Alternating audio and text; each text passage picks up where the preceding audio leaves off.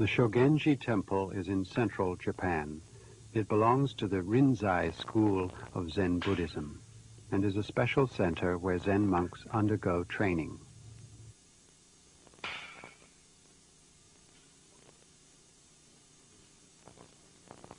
The 8th day of the 12th lunar month sees the beginning of a week of intensive meditation and religious discourse. The week is called Rohatsu Ozeshin. On the evening before it begins, an atmosphere of tense determination fills the monastery. Rohatsu Ozeshin is associated with the enlightenment of Shakyamuni, the Buddha, after he saw the morning star on the 7th day of his seated meditation under the Bodhi tree. For the monks in training, it is the most important period of Zen practice and a climax in their monastic life, one which measures the effectiveness of the past 12 months of training.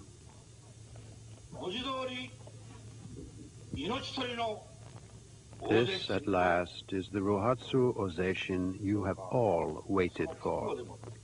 For 7 days, you will sit as if it were a single day. This training period is aptly called a monk killer, but I ask you all to put every possible effort into it and not to spare yourself in any way.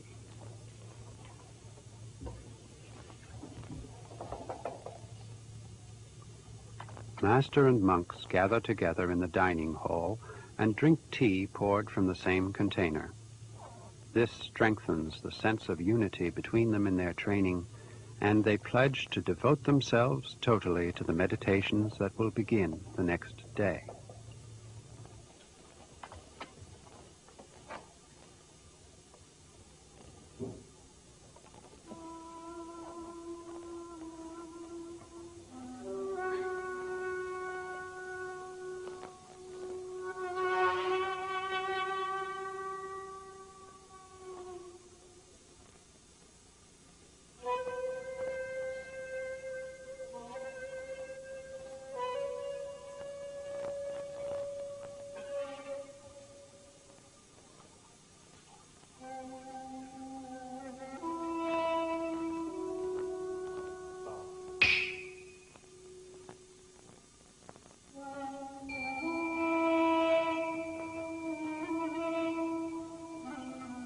Rohatsu Ozeshin normally takes place at the beginning of December, but at the Shogenji it begins in accordance with the lunar calendar on the 15th of January, when the weather is at its hardest and coldest.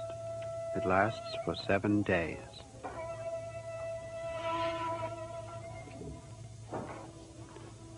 It is now midnight on the 14th. In the meditation hall, the atmosphere has gradually become tenser. The monks lie down to sleep. Ozeshin will begin at 3 in the morning. They have time for only a short nap before then.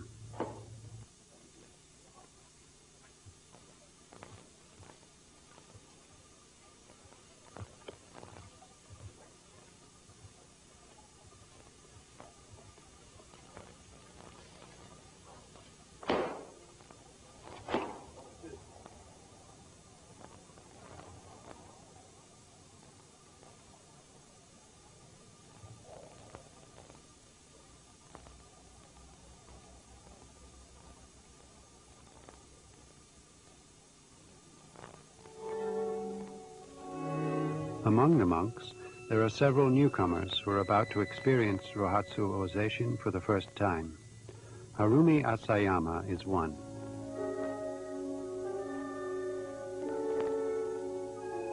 In April last year, when the cherry blossoms were beginning to fall, he came here to the Shogenji to undergo training.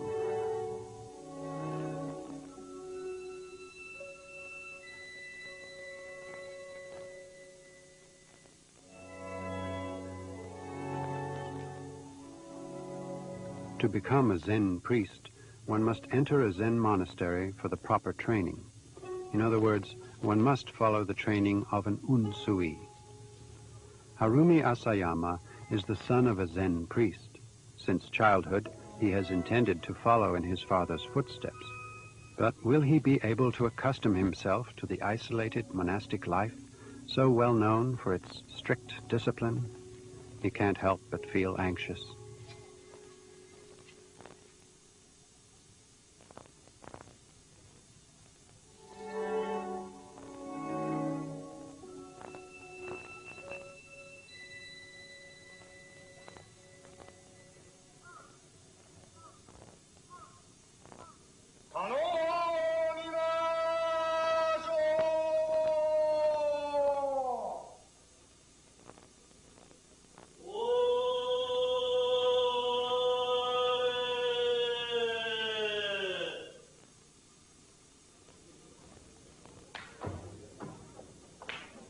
I have come with a request.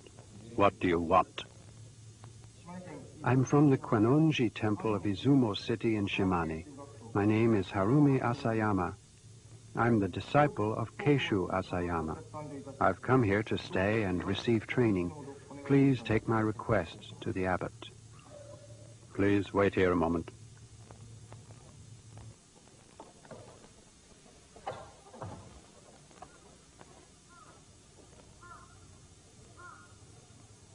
His request to enter the monastery is in accordance with the traditional rules he has been taught.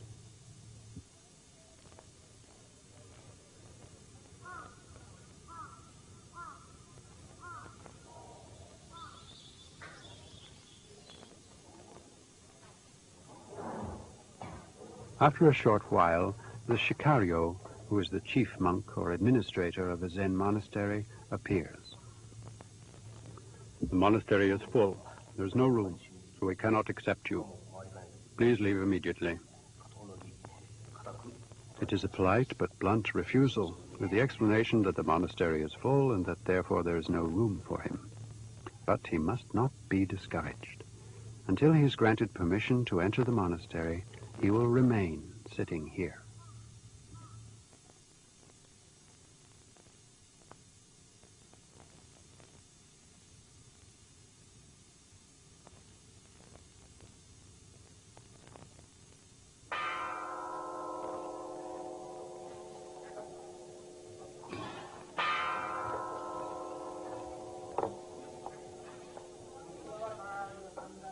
On the same day, the employees of a local company are at the monastery for a brief training course.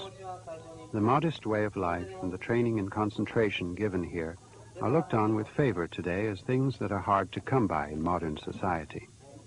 Brief courses of this nature have now become part of the annual calendar of events at the monastery.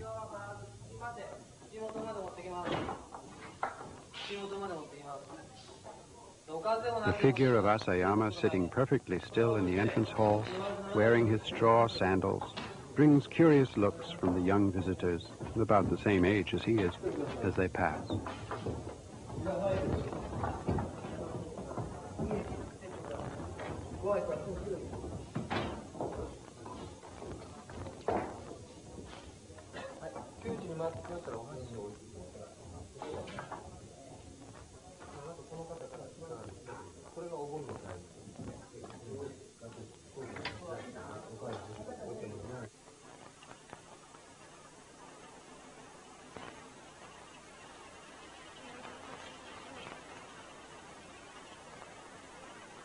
It began raining in the afternoon.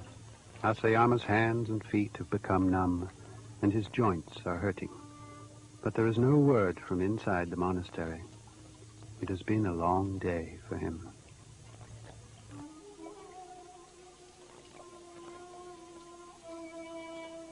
In the evening, he is at last given a meal of leftovers and a room for the night. But this does not mean that he has been given permission to enter the monastery. He is told to leave early in the morning. He will therefore have to stay in the same posture all day tomorrow. Why is it that a cold refusal, even if only a formality, is given repeatedly and without exception to those who wish to take up Zen training? It is, in fact, a test to see how strongly the applicant is determined to embark on the program of training. The final goal of Zen, Satori, or enlightenment, is not something that can be learnt from another. It can only be attained by the seeker himself. The key to the path to enlightenment is the strength of the seeker's motivation and his single-minded determination.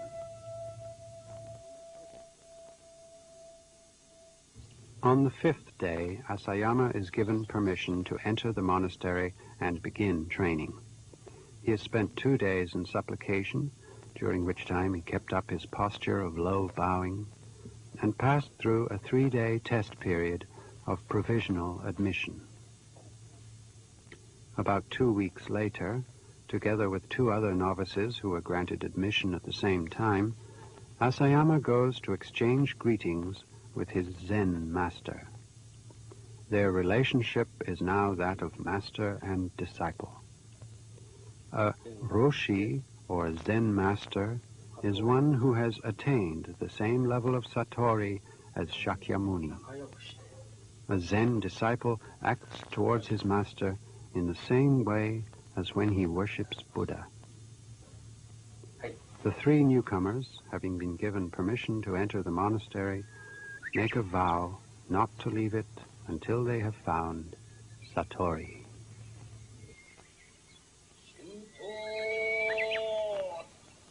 The introduction of the 3 to the meditation hall is accomplished by a single phrase, which means new trainees have joined. No names are mentioned, nor anything about the trainees. There are about 30 unsui in this monastery, including some who have been here for almost 10 years, some who have come from other monasteries, family men, and men from the world of commerce.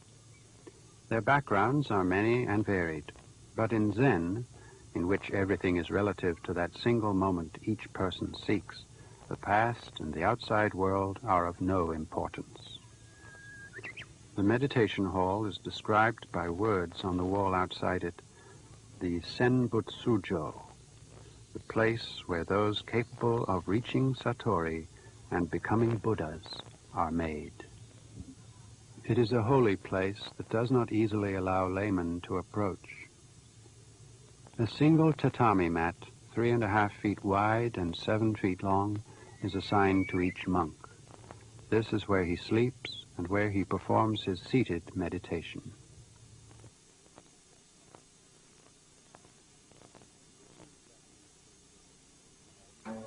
Traditional Japanese Zen Buddhism is divided into 3 schools: the Soto, Rinzai, and Obaku. The Rinzai school has 39 special centers in different parts of Japan. The Shogenji is one of these. In Zen Buddhism, a monastery is likened to a grove of trees. Trees in a grove will grow straight and submissively, even though competing with one another. But trees growing in isolation extend their branches self-indulgently. Monks in training are the same. It is paramount that they have a clean environment, good company, and a strict master.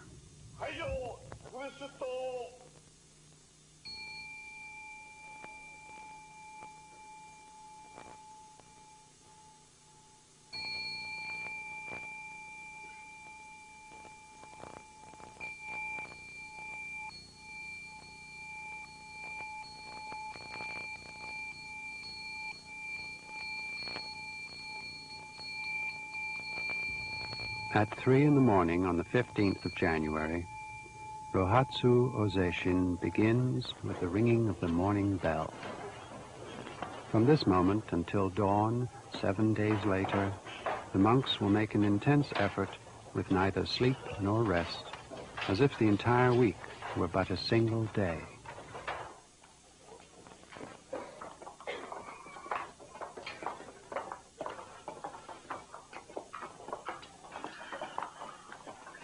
There is still some time before daybreak. The cold is piercing. With a single pinch of salt and a ladle full of water, the monks rinse their mouths and wash their faces.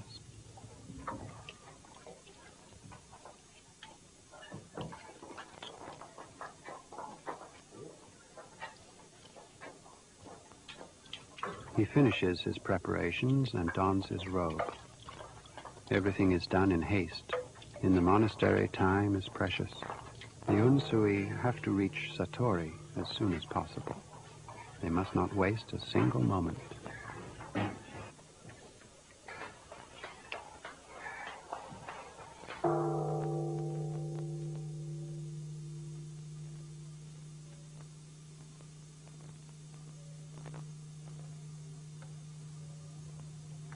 At about the same time as the Unsui are getting up in the meditation hall, there is one corner of the monastery where the lights are already on and work is in full swing, the kitchen, where meals for the whole monastery are prepared.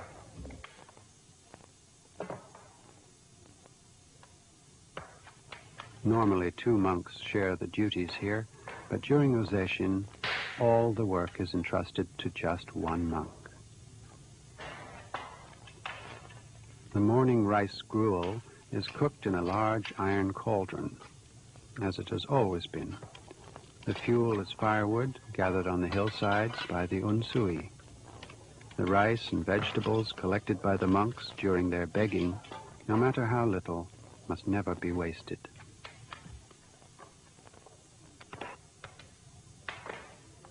Kitchen duties are looked upon as the most suitable of all the tasks in a monastery for the monk's training. The cook takes charge of the provisions and thus the health of his fellow monks, and the work demands unobtrusive service and heavy labor. Dogen, the 13th century founder of the great Eheji monastery of the Soto school, crossed to China to study Zen, and while there, is said to have experienced sudden satori through the speech and activities of an elderly cook. This episode is a good illustration of the inner workings of Zen training and the importance of the cook, for without labor and ingenuity in the use of everyday routines and experience, there is no satori.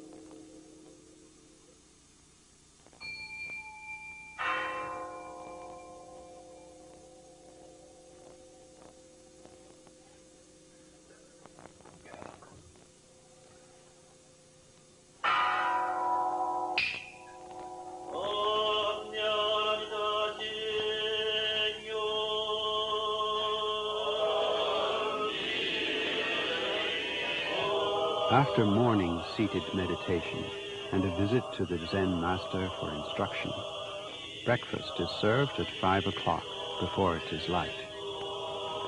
The monks take turns waiting upon each other.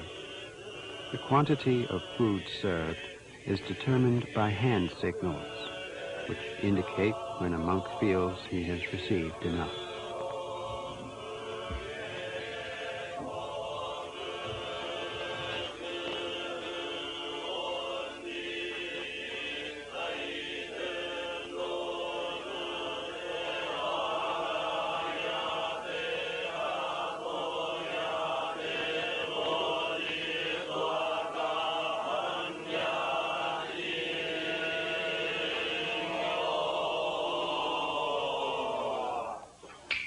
Before the meal, the monks chant a scripture to give thanks for the food, which has come to them through the charity of others. With each meal, they rededicate themselves to the search for truth. A few grains of rice are put to one side as an offering to hungry spirits.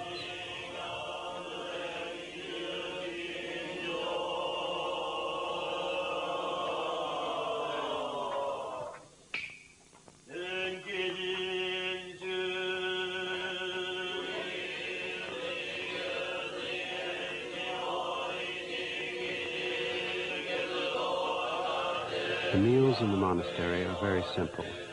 Today's breakfast consists of rice gruel with rice cakes left over from the new year and a few pieces of pickled radish.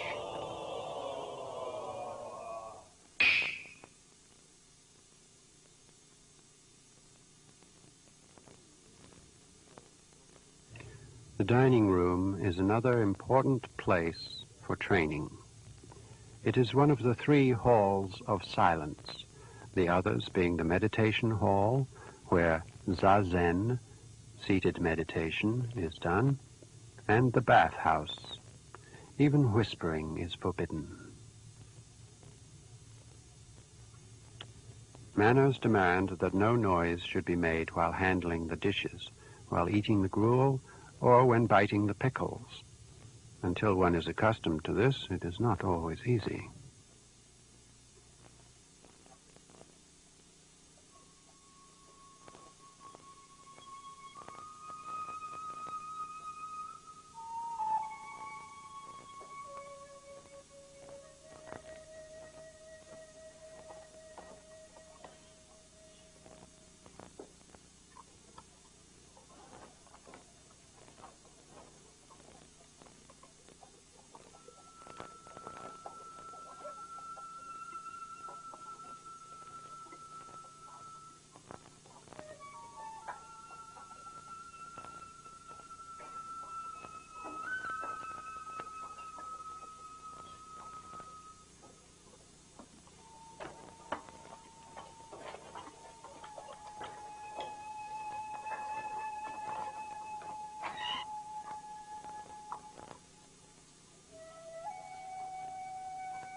Every last drop of water must be used. This is the spirit of the Zen monastery. The monks use their tea to wash their bowls and then drink it.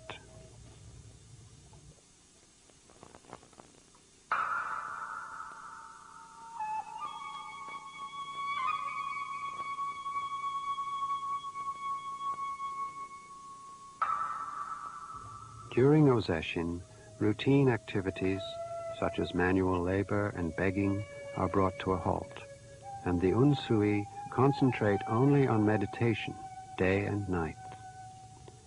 Zazen is a way of meditation handed down over the centuries from India. It is a systematic way of searching for satori by unifying body and mind through control of one's breathing. The correct manner of sitting erect is adopted. The body forms a pyramid, with the head as the apex and the legs crossed to form part of the base. Next, the breathing is regulated. Breathing normally tends to be short and shallow. For Zazen, it must be longer and deeper. If this is done correctly, the body will not feel cold even in the middle of winter. Lastly, the mind must be controlled. All rambling thoughts and worldly desires are put away. The object is to attain a state of detachment, in other words, satori.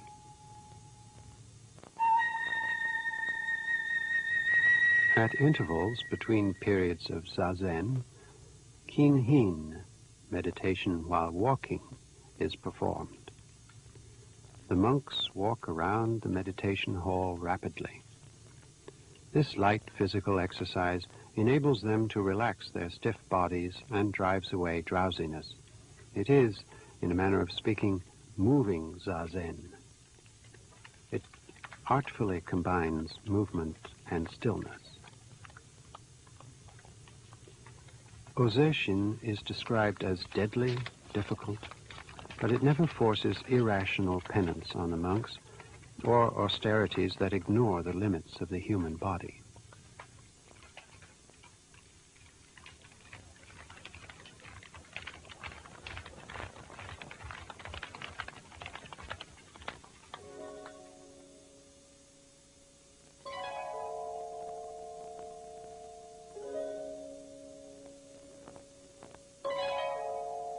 The midday meal is taken at 10:30 a.m. and consists of rice, miso soup, and a side dish. The evening meal consists of gruel made from leftover rice and vegetables. No animal products are ever consumed.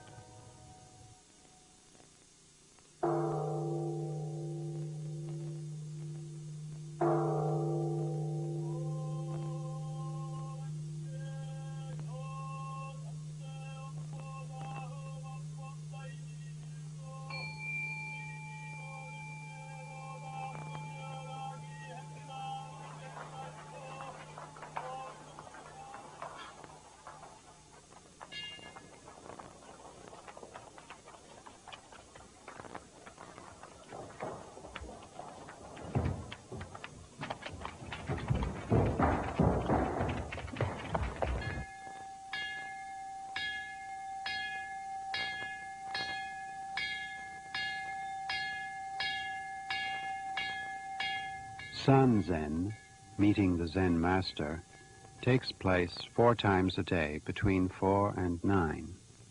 It is one of the 2 principal activities during intense training, the other being zazen, seated meditation. The master gives each monk a koan, which is a problem to be solved. One by one, the monks enter the master's room and recite their answers. The master considers each one. If the master sees that a monk is straying from the correct path in his training, he corrects his efforts. Truth in Zen can only be communicated directly from the mind of the master to that of his disciple. Third persons are strictly excluded from this room. Here 2 minds meet in intense confrontation, and the outcome of the interview is unpredictable. The clash of minds is in earnest.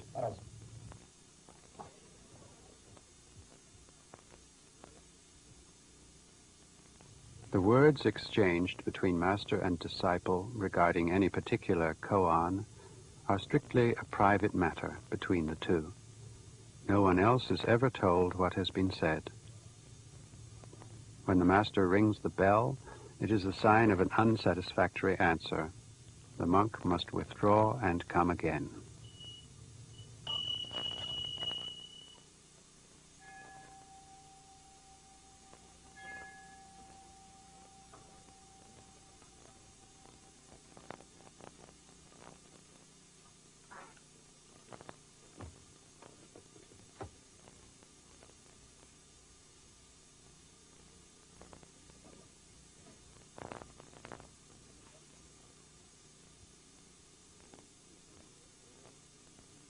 Zen teaches that Buddha is inside the mind of each of us, not outside. The goal of Zen training is to bring the trainee face to face with his true self, the Buddha within. We have all lost sight of our true selves, misled by the multitude of apparent choices and deceptions of the perceived world. Does a dog possess the Buddha nature? Listen to the sound of one hand clapping. Riddles posed by koan are unanswerable according to the rules of common sense. The monks in training wrestle with them assiduously.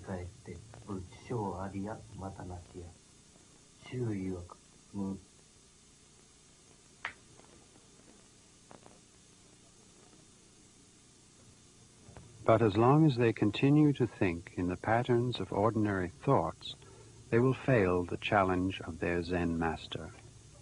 They are thus driven into a corner. Failing to satisfy the master again and again, they come at last to understand the futility of the everyday world's logic and knowledge. Thus they are able to see beneath and beyond appearance, and in time find their true selves. That will be Satori.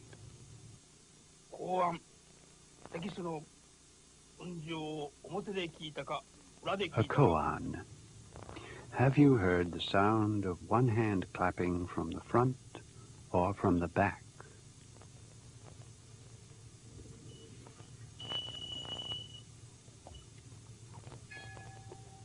This use of koan as an effective means of education was systematized by the Japanese Zen priest Hakuin in the 18th century.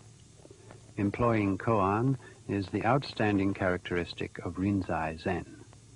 Soto Zen, on the other hand, teaches the use of zazen alone.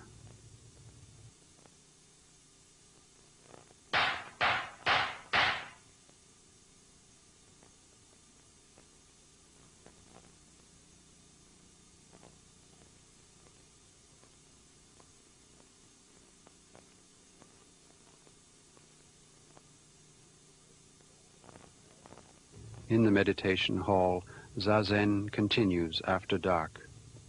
The unsui, taxing their ingenuity to solve the koan they have been given by trying to become the koan, find themselves seized by an almost irresistible urge to sleep. A change in their manner of sitting will betray any wandering of the mind or any impatience.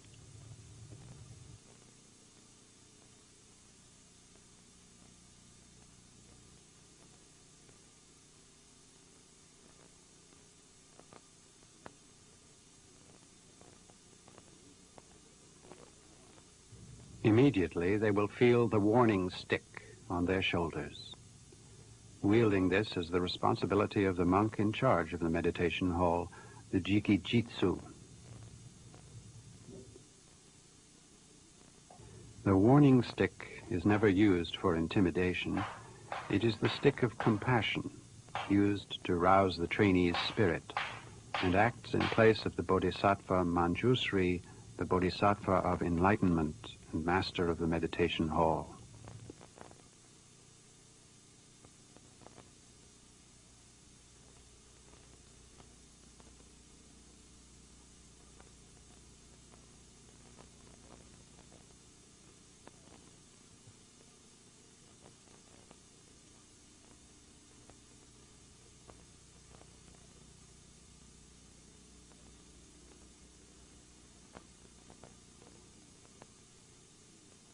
The warning stick is used first to drive away sleepiness, then to relax stiffened muscles, and finally to correct the sitting posture.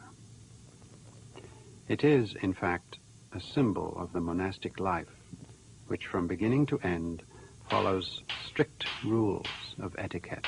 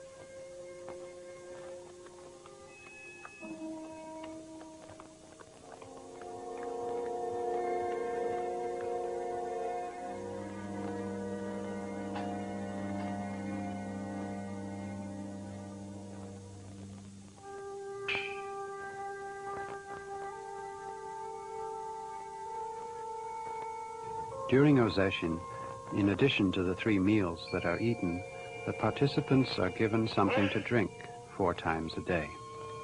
Although the food in a monastery is the minimum needed by the human body and frugal in style, meals are nutritional and timed to conform to the rhythms of the trainees' bodies and minds. At 11 o'clock at night, when the outside world seems to have frozen, a drink of sweet rice wine is warming and delicious.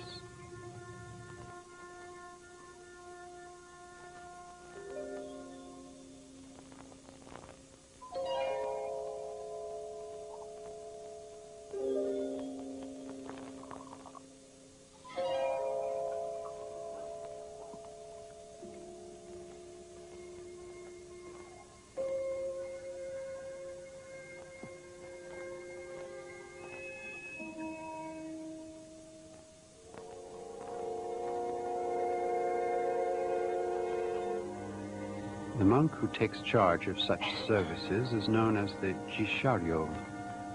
The word means someone offering services to the bodhisattva Manjusri, the symbol of wisdom and enlightenment. This responsibility belongs to a senior monk. All those who are undergoing training, confined in the meditation hall with Manjusri, are bodhisattvas, even the lowest ranked unsui, and are served just as Manjusri would be. As its nickname, Unsui Killer, suggests, Ozeshin is a severe form of training, with harsh, very harsh, discipline, But on the other hand, the trainee is treated with respect and watchful protection. It is an excellent system of education, reminiscent of both a strict father and a loving mother.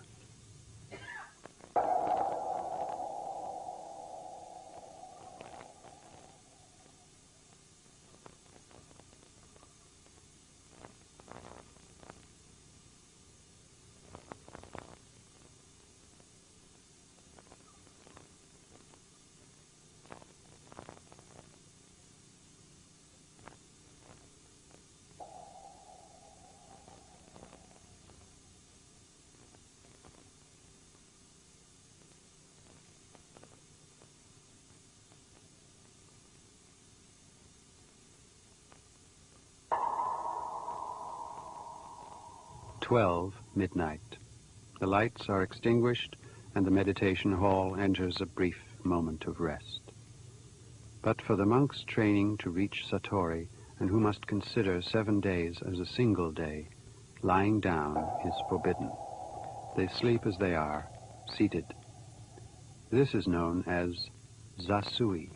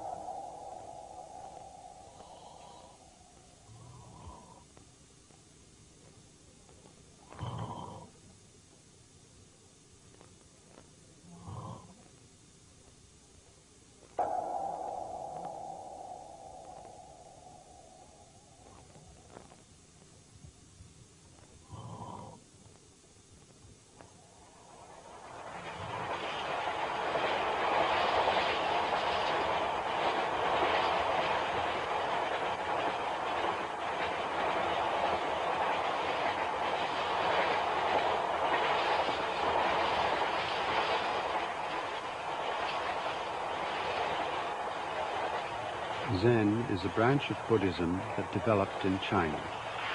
This temple, the Nankaji Temple, stands in the suburbs of Xingquan, a city in southern China.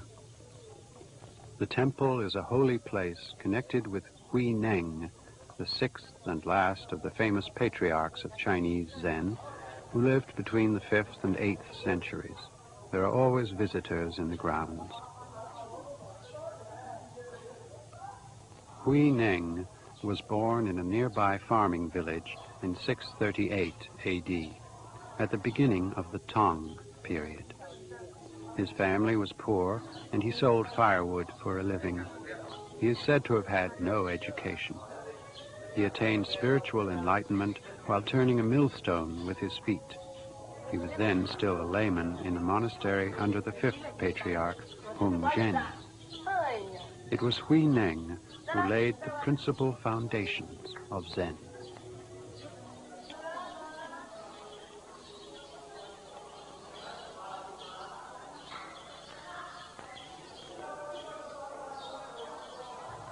Zen was taken to China in the 6th century by the Indian monk Bodhidharma. Bodhidharma is an almost legendary figure, and few details of his life are known. There were, however, conspicuous differences between his teachings and those of other forms of Buddhism. Leap directly into the world of Buddha's enlightenment. Awaken to the true self hidden in the recesses of your mind. Teachings like these were well received by the Chinese, who tended to take a practical view of life and people and to accept them as they were. Chinese Zen searched for the way to truth in everyday life, without complicated learning or a series of closely constructed regulations. During the Tang period, from the 7th to the 10th centuries, and the Sung period from the 10th to the 13th centuries, China saw a succession of great Zen masters who attained the same enlightenment as Shakyamuni. Monks of later generations began to search for hints in the experiences of enlightenment and the words and actions of the great masters that would help them in their own training. The collections they made became the origins of the koan.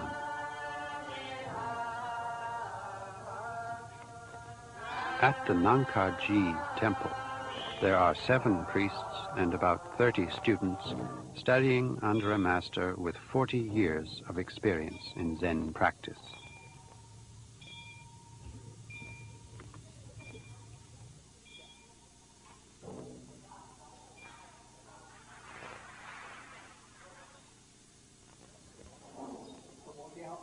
The text for today's lecture is the Platform Sutra of the 6th Patriarch.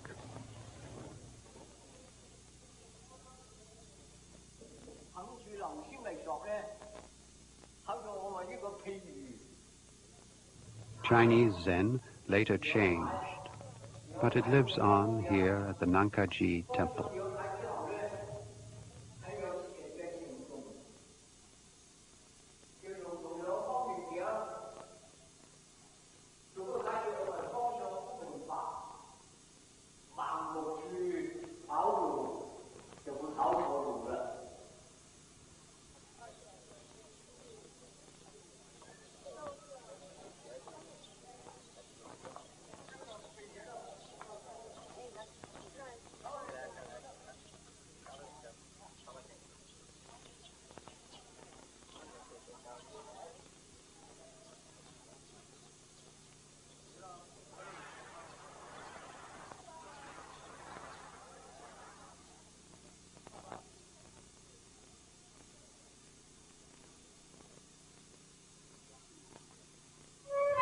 Japanese Zen faithfully adopted the monastic style of life developed in China, further refined it and polished it, and perfected a specific style of training. One of the major activities of normal monastic life is religious mendicancy, or takuhatsu, that is, begging.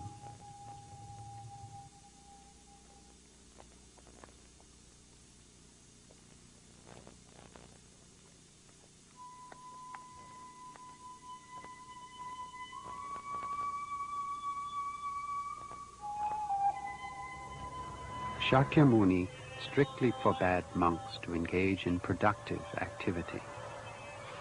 Takuhatsu is a traditional practice of begging that follows the teachings of Shakyamuni. Of begging, it is said, "You may ignore a whole village, but don't ignore a single house." In other words, every house must be visited, with no distinction made between rich and poor. And the mendicant should not mind if he is given nothing. When he is given something, he should accept it politely and press his palms together in the attitude of prayer and gratitude. Monks in training must bear in mind that they live on the charity of others, and they must give them the pleasure of giving. To this end, they must abandon selfish ideas and become beggars. That is takuhatsu. There are quite a number of stories of monks whose experiences while begging gave them the insight to solve a koan, and thus to move towards satori.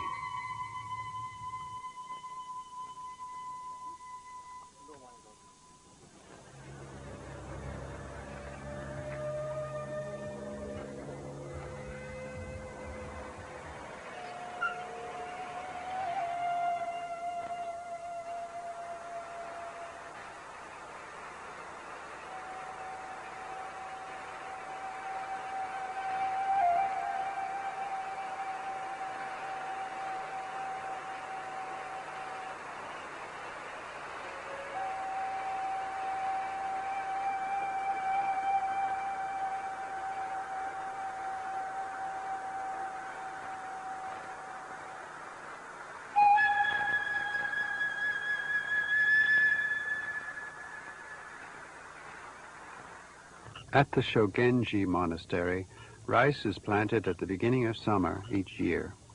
The rice grown by the monks is harvested in the autumn and becomes the rice for the cakes eaten at the new year. No work for a day, no food for a day. The spirit of Chinese Zen is still very much alive in Japanese monasteries. Manual labor is not only a means of supporting one's daily life, it is also an effective aid to reaching enlightenment. In rinzai Zen in particular, finding enlightenment through labor is placed above finding enlightenment through the seated contemplation of zazen.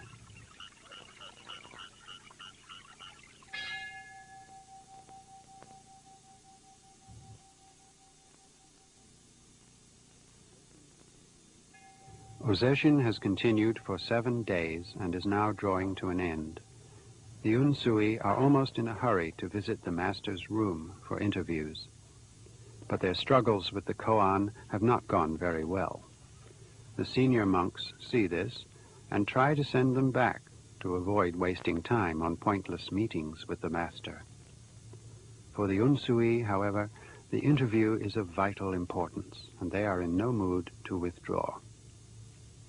They are driven into a mental corner from which advance or retreat seems impossible. Yet they persist. Not even the senior monks can dampen their zeal.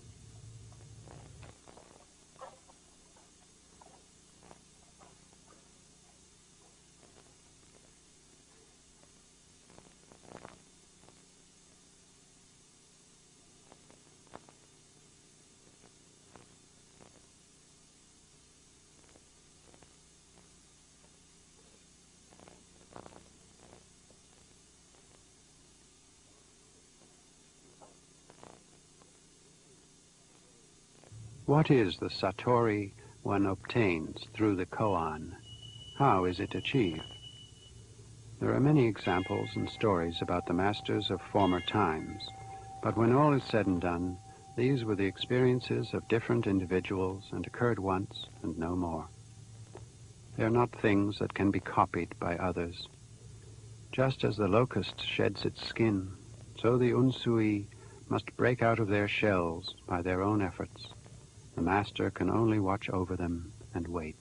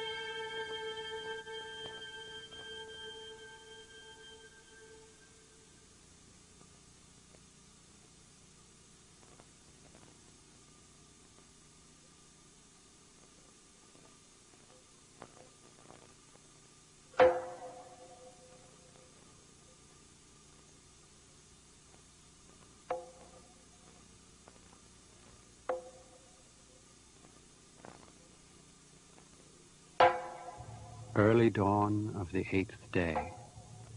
Possession is completed.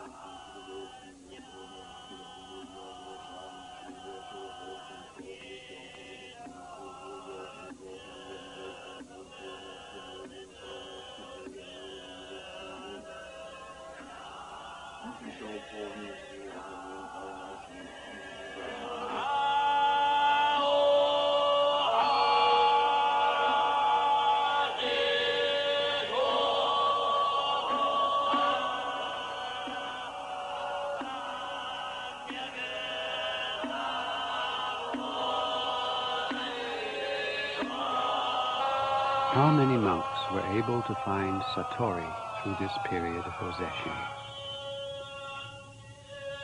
Satori is said to be the encounter with one's true self, but it is in no way a special or mysterious experience. No man becomes in an instant a totally different person or discovers superhuman abilities that others lack.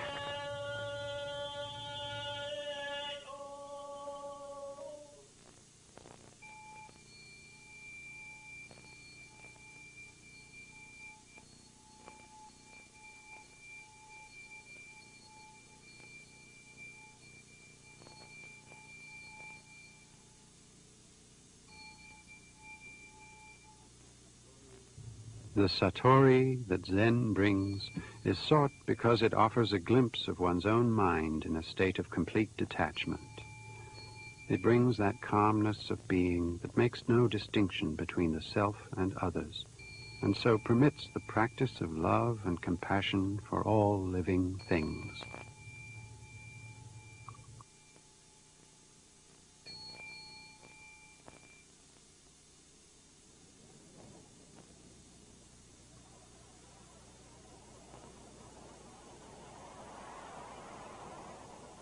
It is March. For the first time since he entered the monastery, Asayama has been given permission to return home for several days. This is his first return to the outside world for a year. What did he gain from the rigors of Ozeshin? Did he, in his 1 year of training in the monastery, experience anything worthy of being called Satori?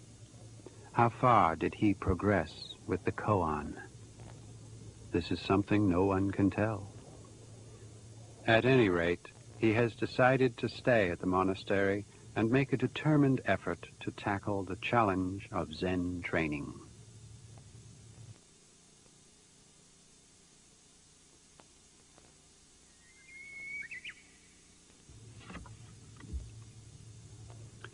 It is now April. Once again, the season of blossoms has come to the countryside about the Shogenji Zen temple. and once again the young people arrive in search of Satori.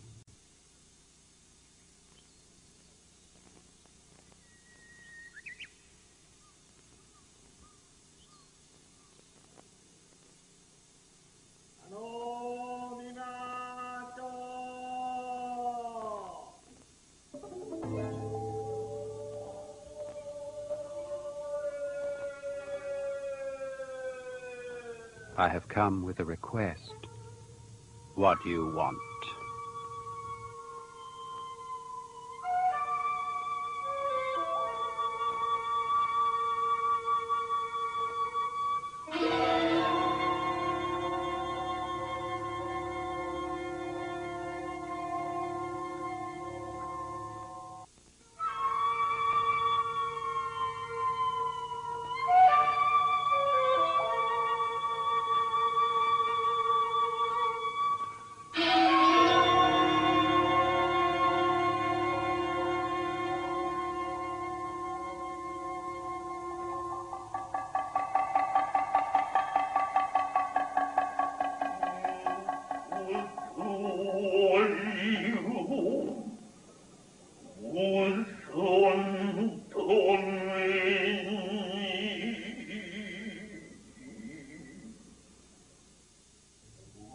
Higuchi was the name of a popular pleasure quarter that formerly stood on the lower reaches of the Yodo River, near present-day Osaka.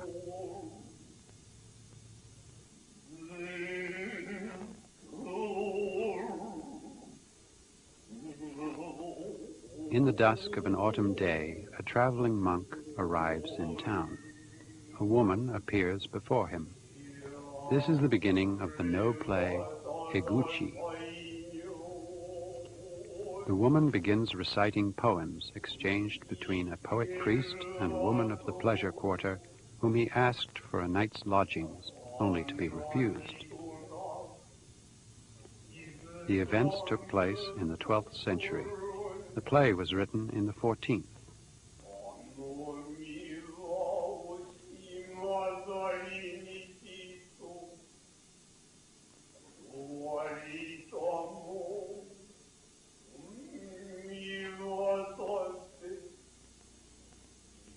There are many features of No theater that had their origins in the Zen monastery. For example, the structure of the No stage, the musical instruments, like the drums and hand drums, the forms of gesture, and the tempo.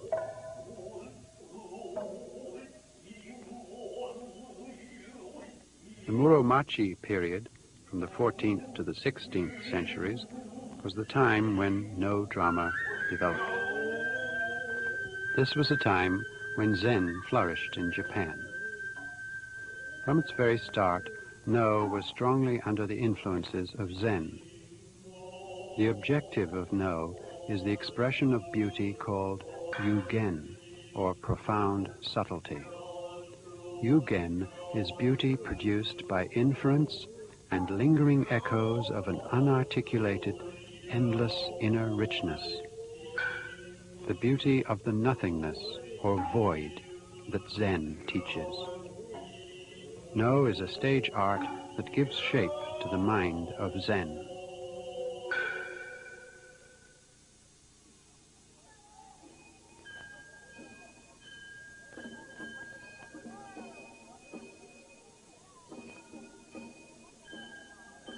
This is Kyoto, crowded with people out for the Gion festival.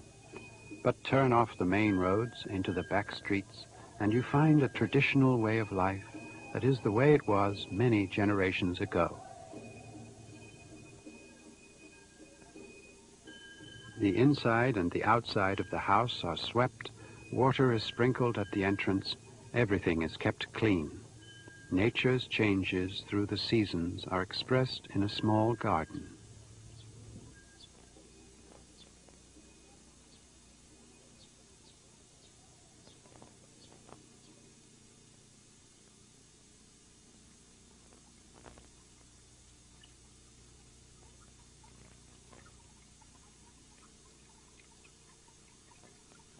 The rooms are simple and practical. Nothing here is unnecessary.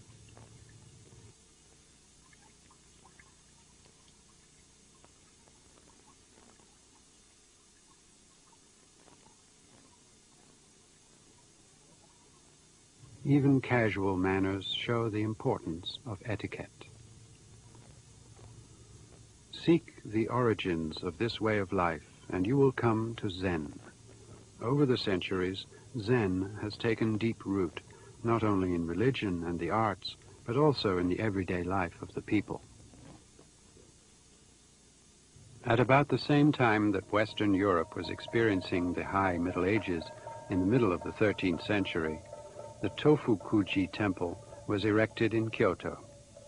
Other temples built at the same time included the Kenchoji in Kamakura and the Eiheiji near Fukui City.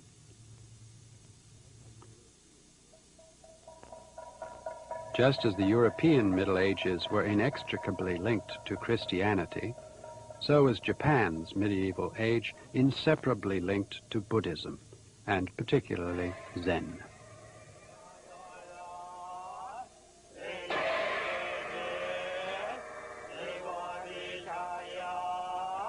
The history of China from the 6th to the 15th centuries, and that of Japan from the 13th to the 17th, cover a period of 1,200 years, which cannot be discussed without taking note of Zen.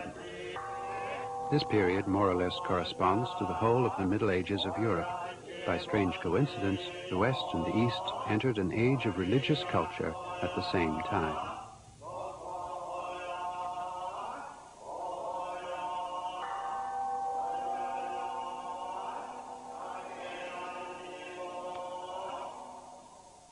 Another form of art, like No, representative of Japan's Middle Ages, is the tea ceremony, or the way of tea. The tea ceremony developed out of the tea-drinking etiquette in the meditation hall of the Zen monastery. Tea wakes and soothes both mind and body without intoxicating them. Tea is a symbol of Zen.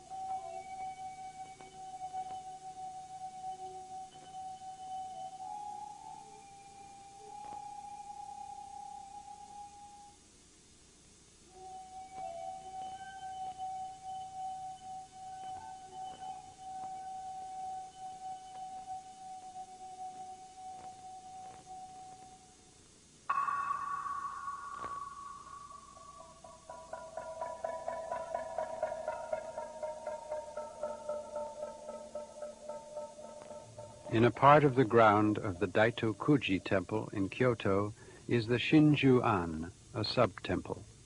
The Shinju-an was founded by Ikkyu, the famous Zen priest. It is a fitting place to recall what he left behind and the climate of the Zen culture that flourished about him. Many anecdotes are told of Ikkyu. Most of them originated long after his death, but they are nevertheless appropriate. Ikkyu was a very free spirit and had a sharp sense of satire. He is said to have been given a document certifying his enlightenment by the Zen master who taught him, but he refused to accept it. He later burnt it in front of witnesses. The important thing for him was the practice of his enlightenment, not a piece of paper to prove it. Ikkyu was probably the freest mind Japanese Zen produced. He lived during the Muromachi period, a turbulent time in Japan's history. There was a succession of wars, and those in positions of authority or power were continually being ousted and replaced by their followers. But it was also a time of greater intellectual freedom than any other in the history of Japan.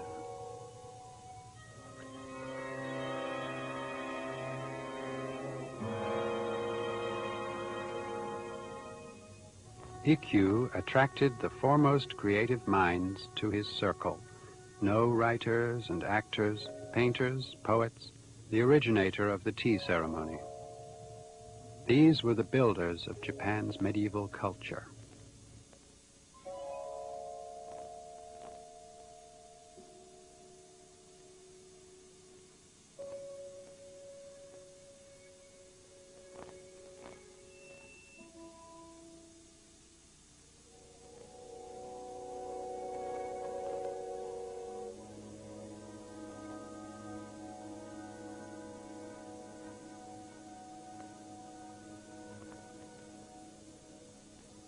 The connection between Ikkyu and Juko, the founder of the tea ceremony, began here.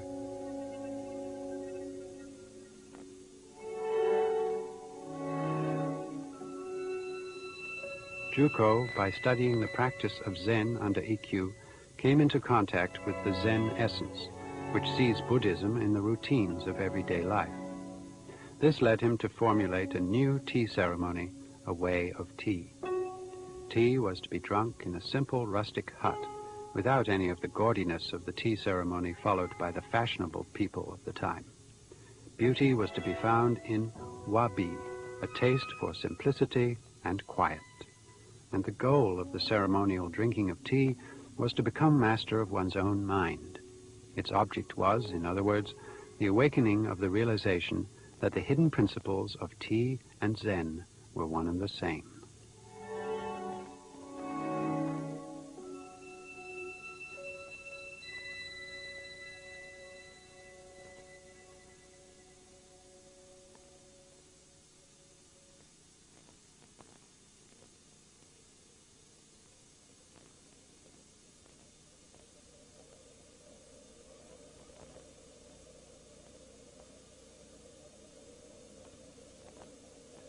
Sen no Rikyu perfected the ceremony. Rikyu said that the purpose of the tea ceremony was to make the tea room a pure and immaculate Buddha land.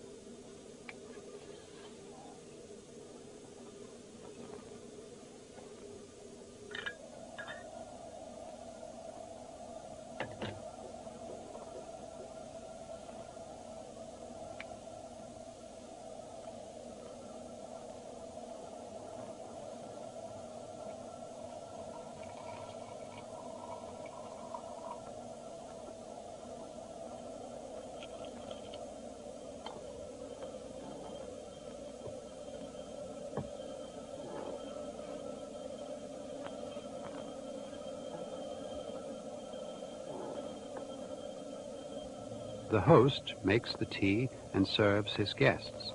Probably the only sound to be heard is that of the simmering water in the kettle or the wind outside.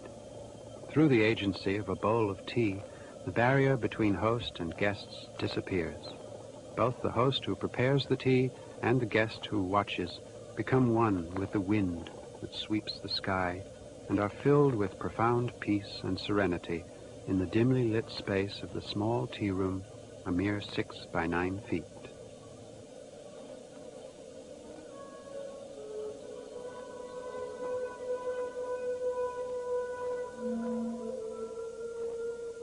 This feeling expands into the universe to produce an effect that resembles the satori in Zen, which negates the self. The tea room. Various ways of presenting beauty were designed in order to create a Buddha land on this earth. Space was reduced to a minimum from 4.5 tatami mats, or 9 feet square, to 2 mats, or 6 feet square. The light was dimmed to turn the mind inward. The design was made as simple as possible, and the room was given that silence which makes the sound of simmering water conspicuous. The spirit of Zen shows itself here in the form of the tea room.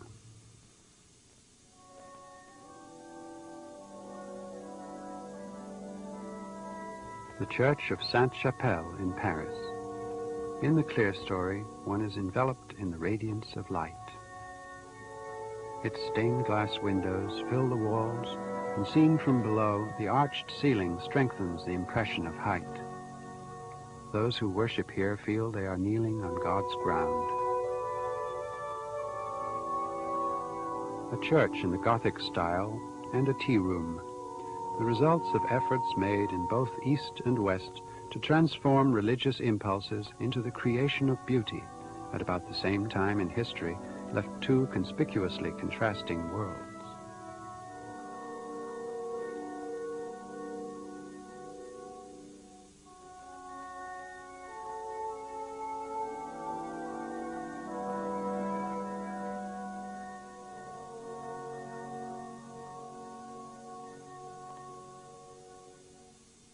Zen is a religion of beautiful form. Zazen, or seated meditation, is the basis of Zen training. Uncertainty and difficulty show themselves in one's posture during Zazen. Beauty in posture is proof of how deeply one has advanced in Zen training.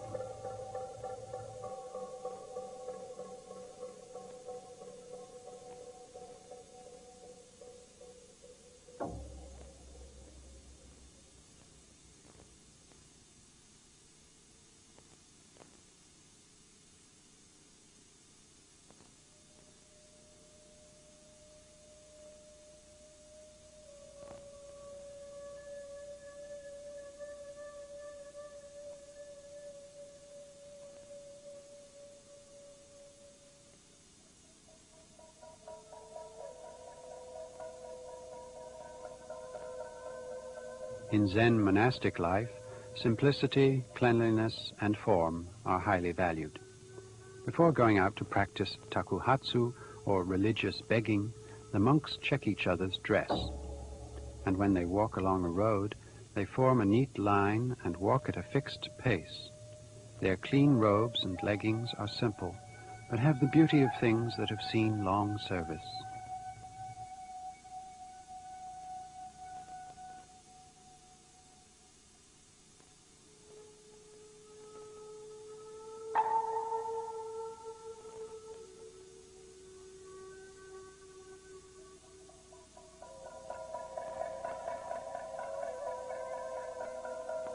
Zen is in no way an abstract religion separated from structure. Because of its intense spirituality, it attaches great importance to maintaining the beauty of forms and keeping the environment pure.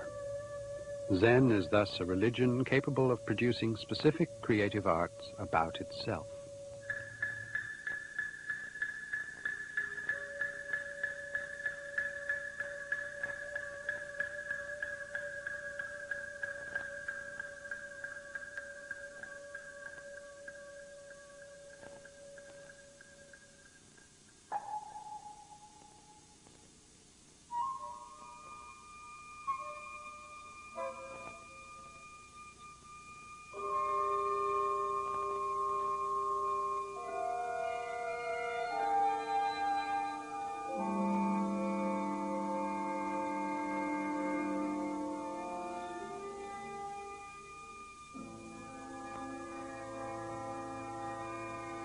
Among those who gathered around Ikkyu were a number of artists.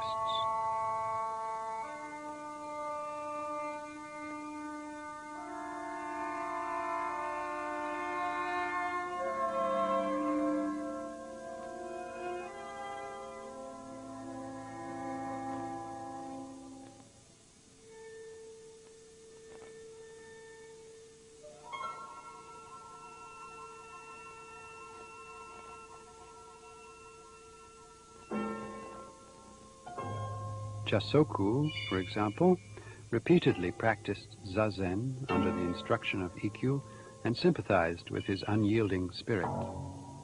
It was from relationships like this that Zen arts attained new heights.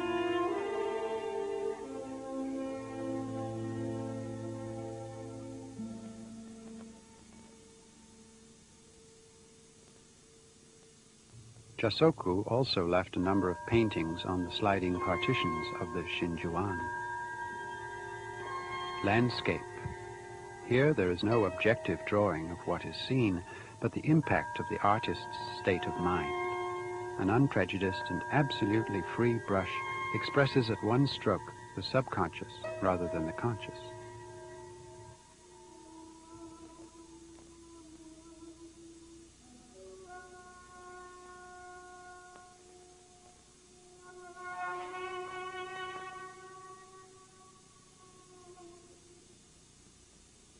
These are the best expressions of the spirituality that Zen possesses.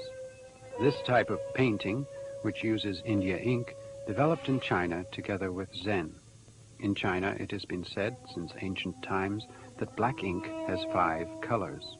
In other words, the variety of shades that can be produced with it is limitless. These paintings are produced after the artist has developed a full knowledge of color.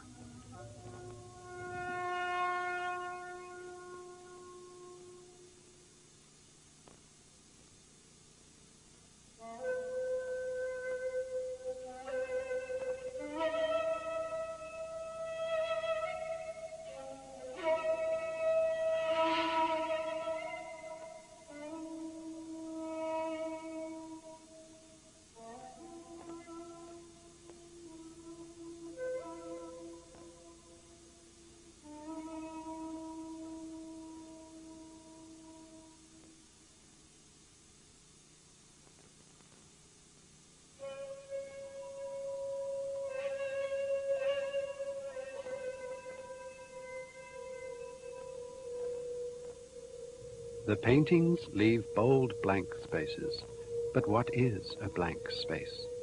It corresponds to the Zen phrase, no dependence on the written word. One chooses silence before truth, which cannot be expressed in words.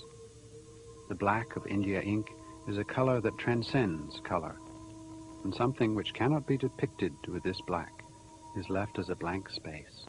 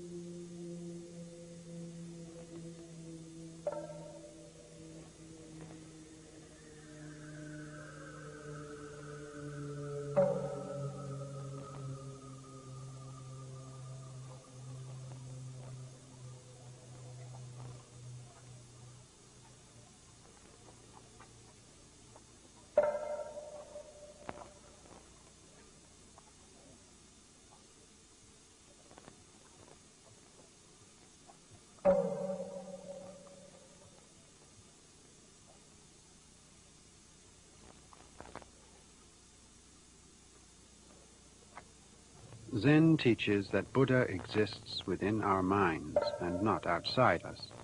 Zen does not, therefore, set up a transcendental God or Buddha above human beings. The goal of Zen training, in short, is to discover one's original self within oneself. We have lost sight of our true selves as a result of desires and worldly distractions. Zen trainees constantly aim at liberation from such judgments and desires by dint of steady effort. A Buddha is one who reaches the awareness of the true self, attains satori, in other words, as a result of his efforts.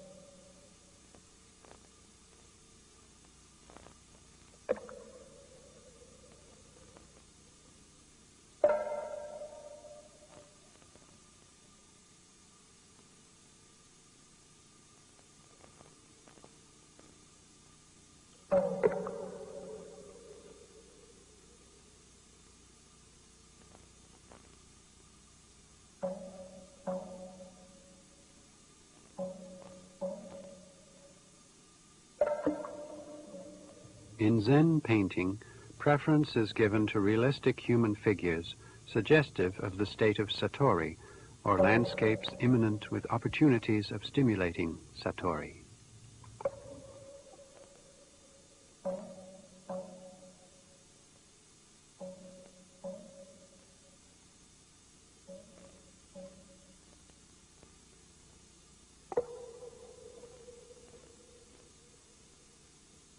A number of paintings brought to Japan from China have been highly valued since the Muromachi period as models of Zen art. These paintings were not necessarily considered orthodox in China, the home of the paintings, nor very much admired there, as the style was too free and unconventional, and the pictures were boldly subjective. To find the spiritual working of Zen in these paintings, and to be able to transmit that to society in general, can be said to show a new sense of beauty by Japanese Zen culture.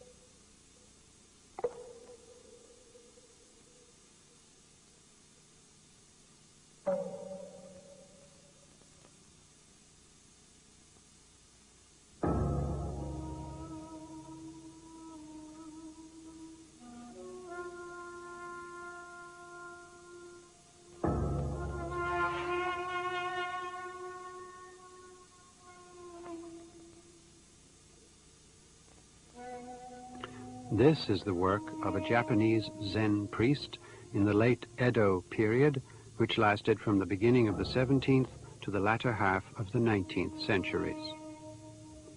The animals seem detached, and there is an implicit power in the bamboo grove.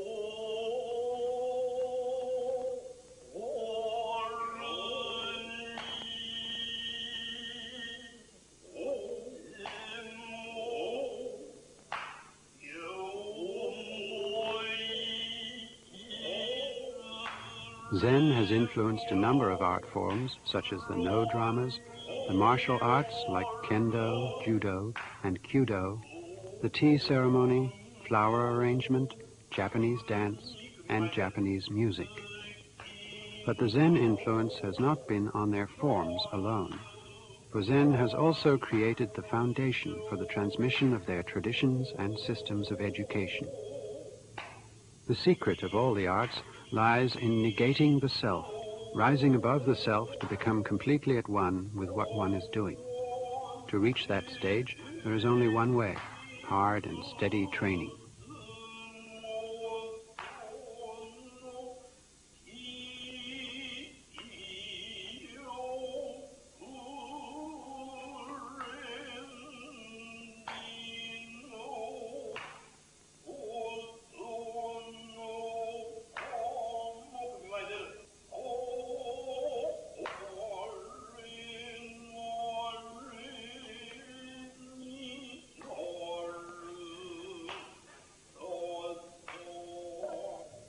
The master cannot teach the disciple the mysteries of the art, the essential and personal skills, as it were. The master can only recognize that his disciple has succeeded when he sees that he has achieved success by dint of his own effort and ingenuity. These arts are transmitted much as in Zen training. Satori in Zen is experienced as an extremely personal event. It is not something the master can teach. The master can only indicate the way, and after that must simply wait for the disciple to attain Satori by his own efforts.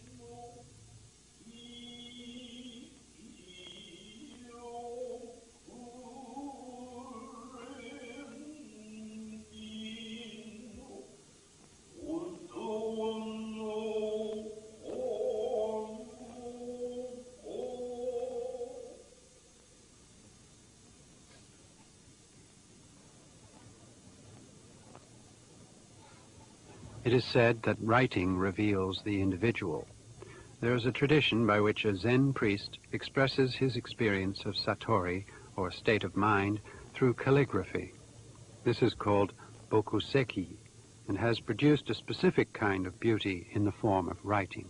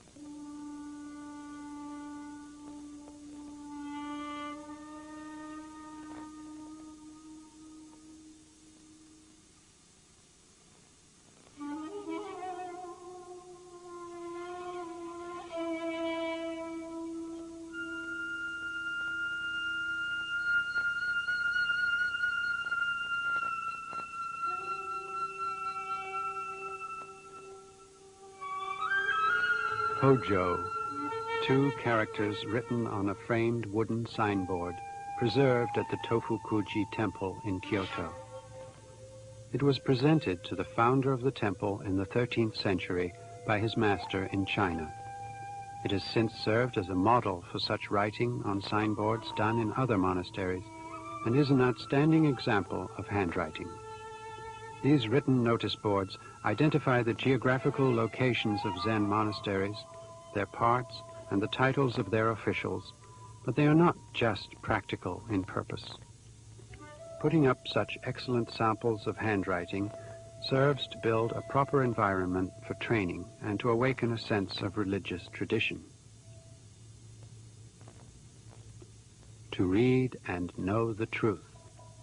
This was displayed by a most revered priest and founder of the Daitokuji in the 14th century, before an event was to be observed in the monastery. This was also originally an item of practical use but can serve as an object to assist religious devotion as it conveys the writer's ability.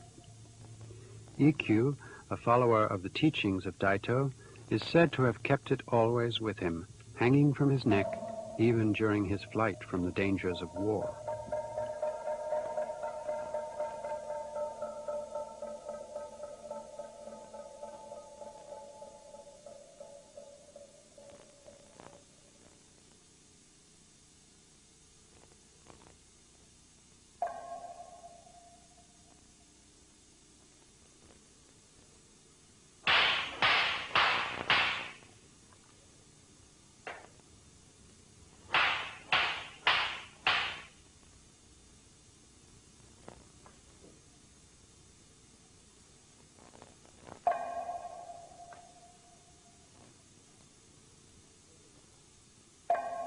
The satori found through Zen must be expressed and transmitted to others.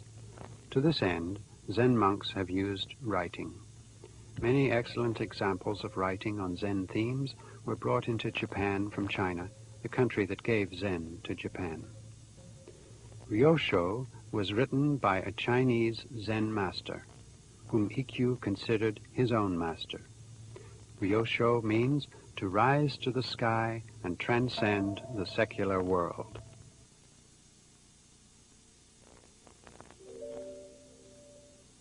Zen priests write poems on their deathbed, summarizing their Zen. Such a poem is called yuige.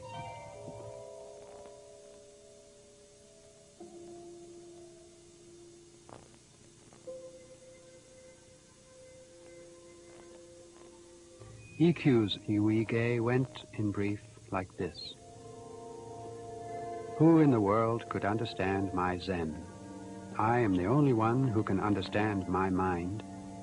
Even if Shu Tang, whom I've always respected as my master, were to come here, it would not be worth a penny.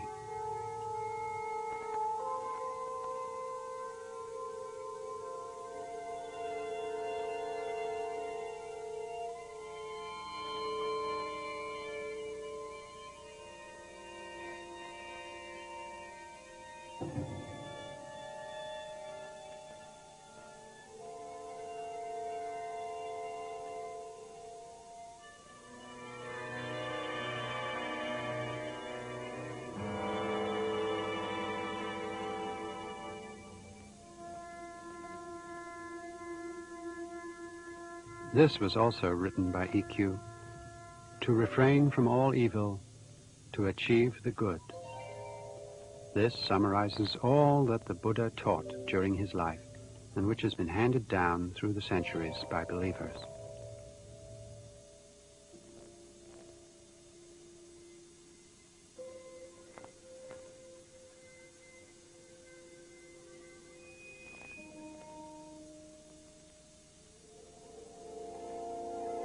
But Zen writings are not merely works of art to be admired or prized. Through them, those who follow the way can come closer to their predecessors, feel their spiritual power, and achieve their attainments and accomplishments.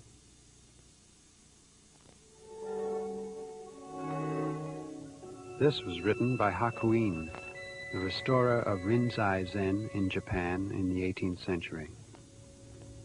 To be absent for a while is the same as being dead.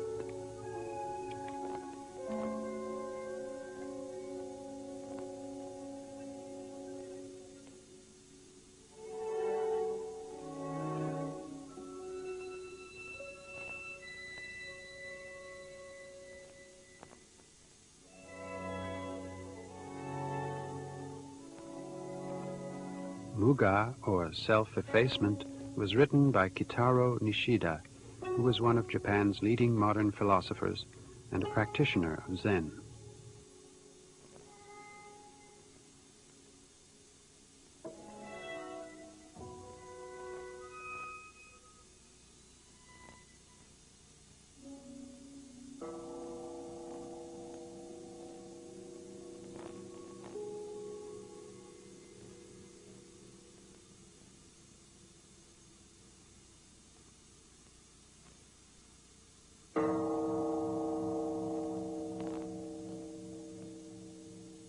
At this stage, Zen expression resembles Western abstract painting of today, but the intrinsic qualities of these two art forms are totally different.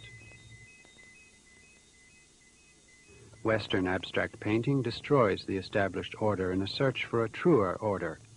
The artists try to discover this and express it.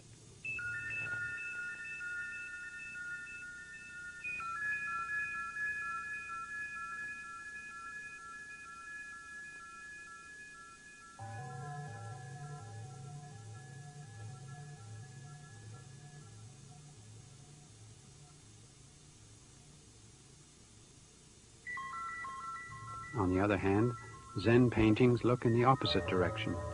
They depict enlightenment, which has no shape to begin with, but which appears, forming itself into a shape.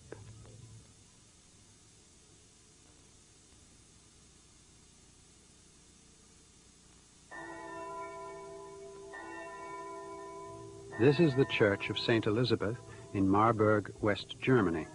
It was built in the latter half of the 13th century and is one of the oldest and most purely Gothic-style churches in West Germany. In one corner of the church lie a group of sarcophagi. They are the tombs of feudal lords of that time.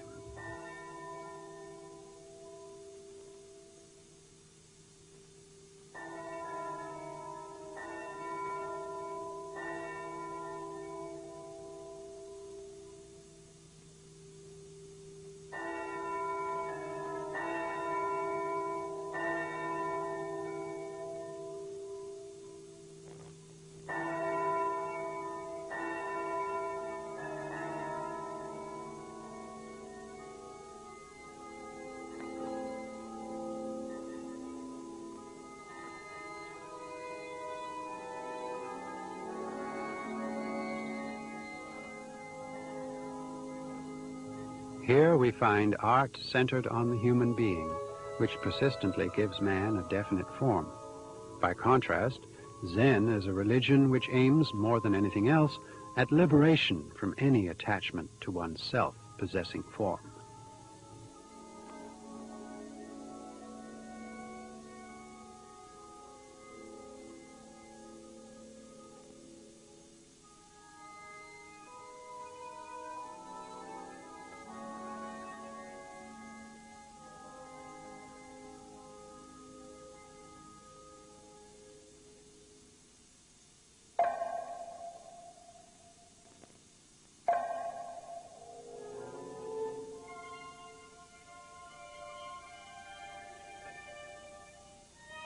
The rock garden of the Ryoanji Temple in Kyoto is the ultimate expression of breaking away from one's form-possessing self to forms without self. In other words, perfect selflessness.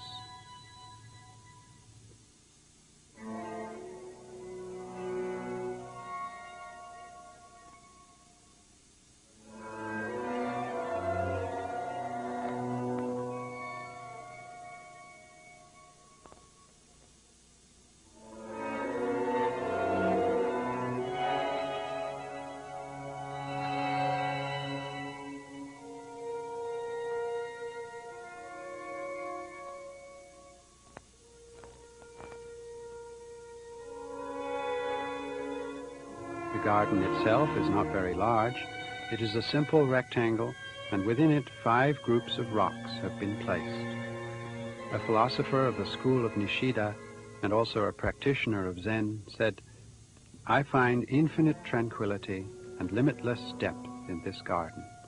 The rocks are Mu itself." Mu means void, but not void as simply nothing, but absolute freedom from everything that has form.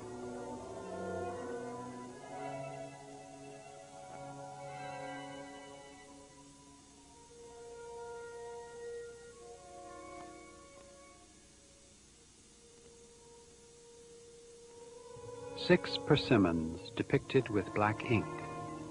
The philosopher finds that they have something in common with the rocks in the temple garden. He said that true Buddhahood without form appears spontaneously here, and that this picture of persimmons is a Buddhist painting that rises above Buddhist painting.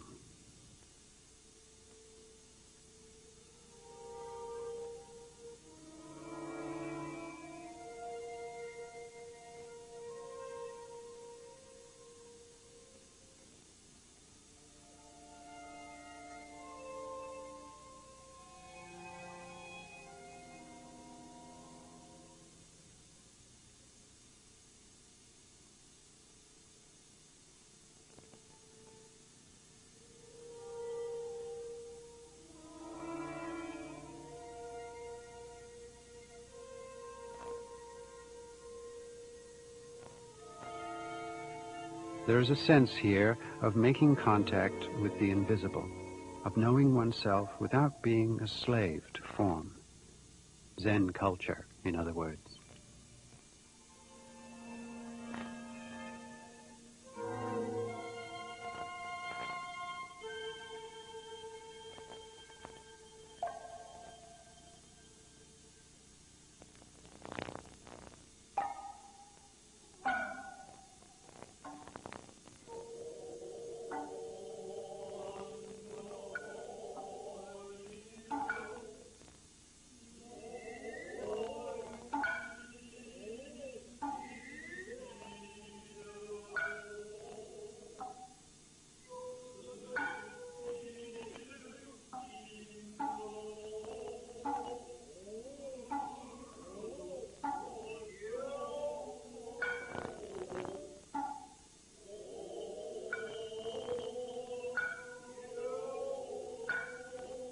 This is the latter half of the no play Eguchi. The intention of the woman who refused Saigyo a night's lodging was to admonish him not to cling to the things of this life, for this world is but a passing stage. The woman who spoke to him was in fact the spirit of the deceased woman of the pleasure quarter. True art is not readily expressed in words, but let us enumerate the characteristics of beauty on which Zen art relies. There are 7 elements.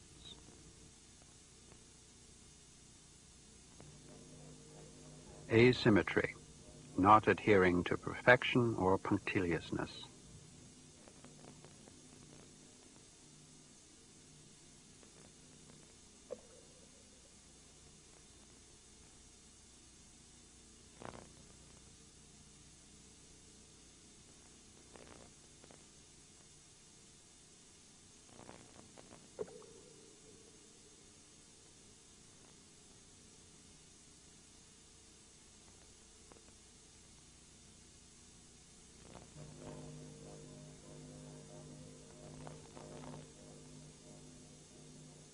It does not mean staying imperfect until perfection is reached, but purposely breaking away from formed perfection.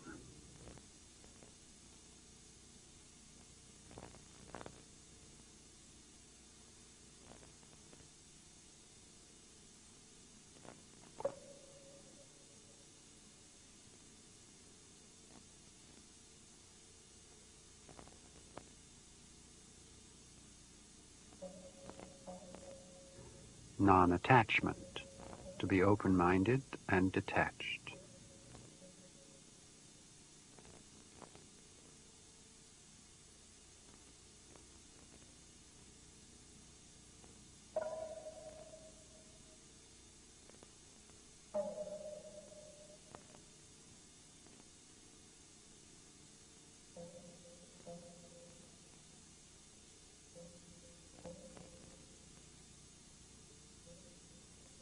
This is freedom because being without any form is of every form.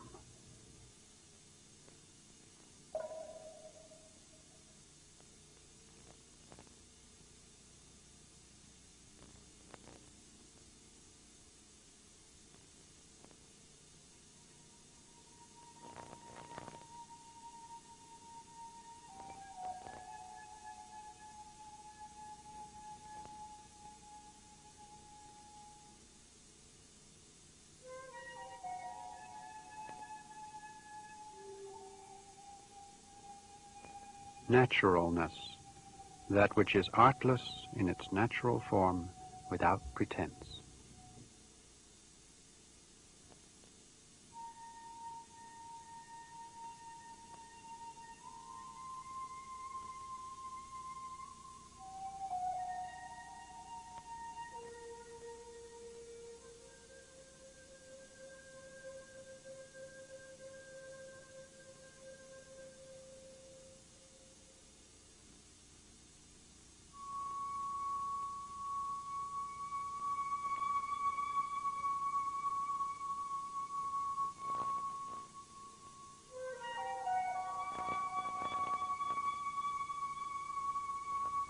Simplicity, neither complicated nor gaudy, artless, simple beauty.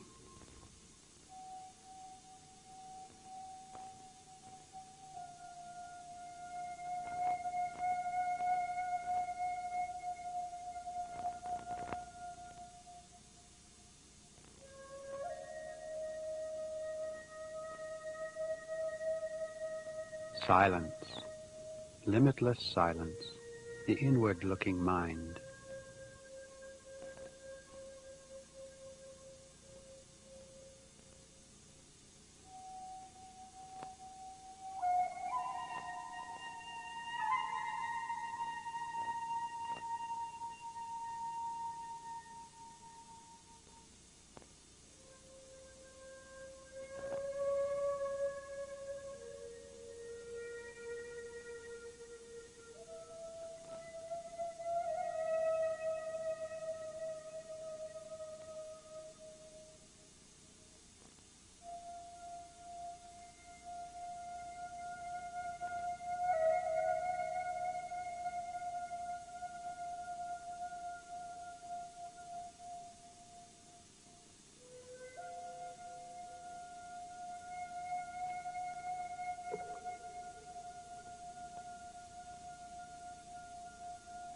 Wizened austerity.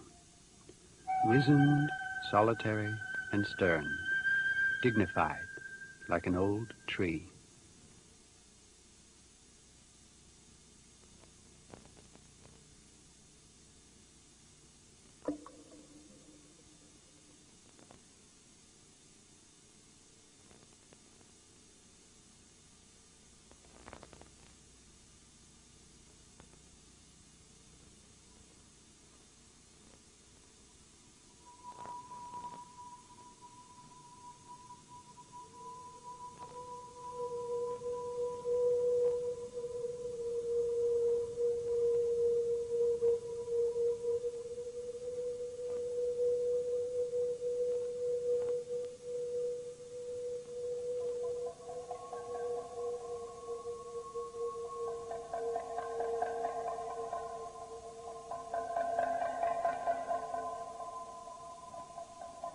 Profound subtlety, a lingering memory hidden deep inside, limitless implication.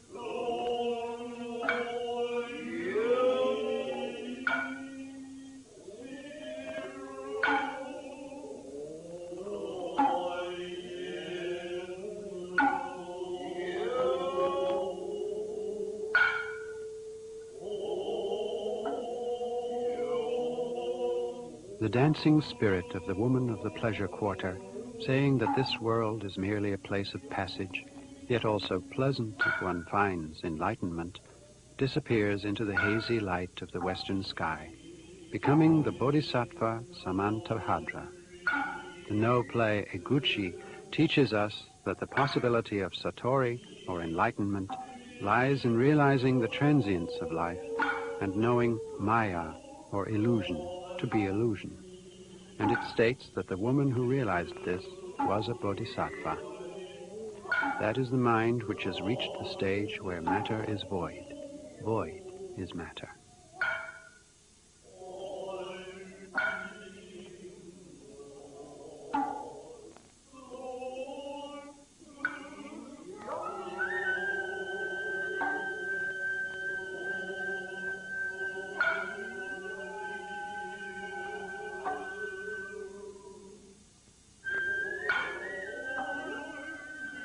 Zen is a religion that searches for Satori, enlightenment. And Satori speaks to us in various forms of beauty today, too. It is indeed a religion that can produce beauty and become beauty.